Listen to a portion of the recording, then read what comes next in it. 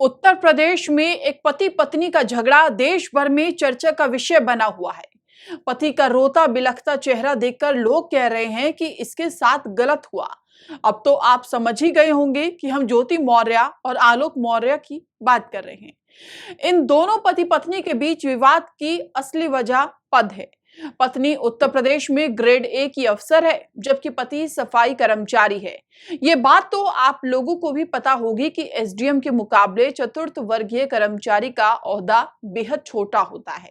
ओहदे के साथ साथ अगर सैलरी की बात की जाए तो एसडीएम के मुकाबले सफाई कर्मचारी की सैलरी 1/4 से भी कम होती है। अब आइए सबसे पहले आपको बताते हैं कि उत्तर प्रदेश में एक सब डिविजनल मजिस्ट्रेट यानी कि एसडीएम को सैलरी कितनी मिलती है और उन्हें इसके अलावा क्या-क्या सुविधाएं मिलती हैं।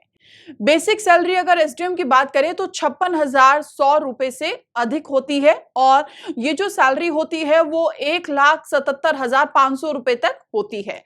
और इसी के अलावा डीए जो होता है वो होता है 21,318 रुपए यानी कि बेसिक सैलरी का 38%।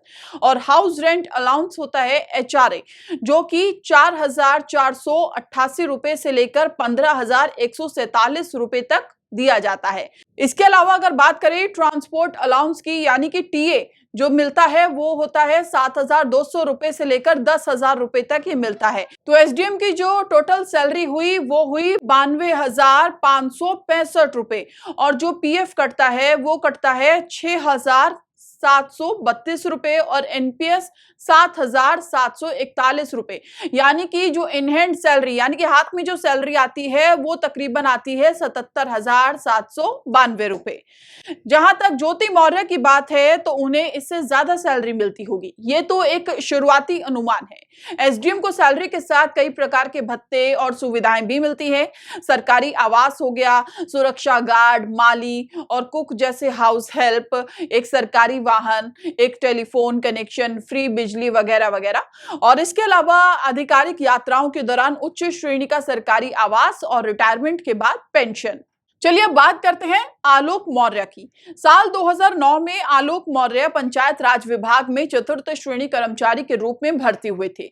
उत्तर प्रदेश में एक सफाई कर्मी की कितनी सैलरी होती है ये हम आपको बताते हैं। दरअसल उत्तर प्रदेश में सफाई कर्मी का वेतनमान जो है वो 5,200 रुपए और 1,800 ग्रेड पे होता है। इस हिसाब से शुरुआती सैलरी कैलकुलेशन अगर की जाए तो 18,000 प्लस एचआरए होता है और इसी के अलावा जो डीए होता है वो 42% तक बनता है। इस हिसाब से जो बेसिक सैलरी हुई वो हुई 18,000 रुपए, डीए हुआ 6,840, एचआरए हुआ 5,400 रुपए।